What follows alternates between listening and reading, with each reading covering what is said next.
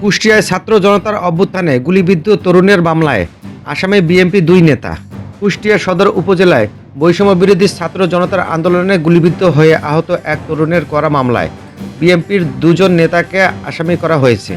আসামি হওয়ার বিএনপির নেতারা অভিযোগ করেছেন, এলাকায় বিরোধের কারণে আসামির তালিকায় আওয়ামী লীগের নেতাদের নামের সঙ্গে তাদের নাম এজাহারে ঢোকানো হয়েছে। কুষ্টিয়া সদর উপজেলায় হাটস হরিপুর ইউনিয়নের হাটস হরিপুর গ্রামের বাসিন্দা ওমর মালিথার ছেলে ইয়ামিন আলী গত বৃহস্পতিবার বাদী হয়ে কুষ্টিয়া মডেল থানায় মামলা করেন।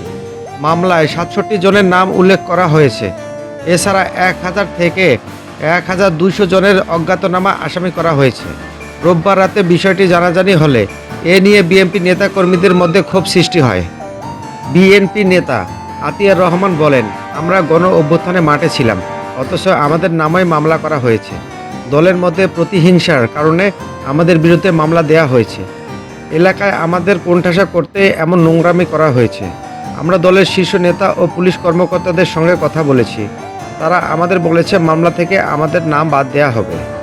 বাদী ইয়ামিন আলী পেশায় রাজমিস্ত্রি। মামলায় বিএনপি নেতাদের অন্তর্ভুক্তির বিষয়ে জানতে চাইলেও তিনি বলেন, কোনো সমস্যা নেই, তিনি মামলা তুলে নেবেন, কোনো মামলায় রাখবেন না।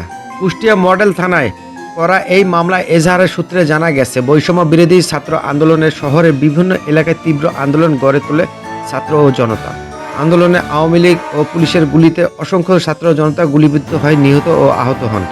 গত ৪ আগস্ট বেলা ২:০০টার দিকে আন্দোলনকারীরা কুষ্টিয়া কোর্ট স্টেশন মসজিদের দক্ষিণ পাশের সড়কের ওপর পৌঁছালে আসামিরা দেশীয় অস্ত্র নিয়ে রণসাজে সজ্জিত অবস্থায় ছাত্র ও জনতার ওপর আক্রমণ করে। আন্দোলনকারীদের লক্ষ্য করে আসামিরা শটগান থেকে মুহুর্মুহুর গুলিবর্ষণ শুরু করেন।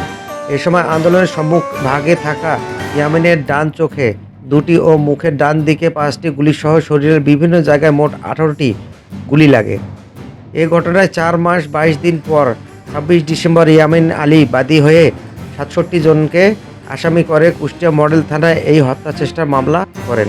কুষ্টিয়া মডেল থানার ভারপ্রাপ্ত কর্মকর্তা ওসি শেহাবুর রহমান বলেন, বৈষম্য বিরোধী ছাত্র জনতার আন্দোলনে গুলিবিদ্ধ হয়ে আহত ইয়ামিন নামের একজন মামলা করেছেন। মামলাটি একজন উপপরিদর্শক এসআই তদন্ত করতে দেওয়া হয়েছে। নিরপরাধ কাউকে মামলা জড়ানো হবে না। সঠিকভাবে তদন্ত করে ঘটনার সঙ্গে কারো সম্পৃক্ততা না পেলে নাম বাদ দেওয়া হবে।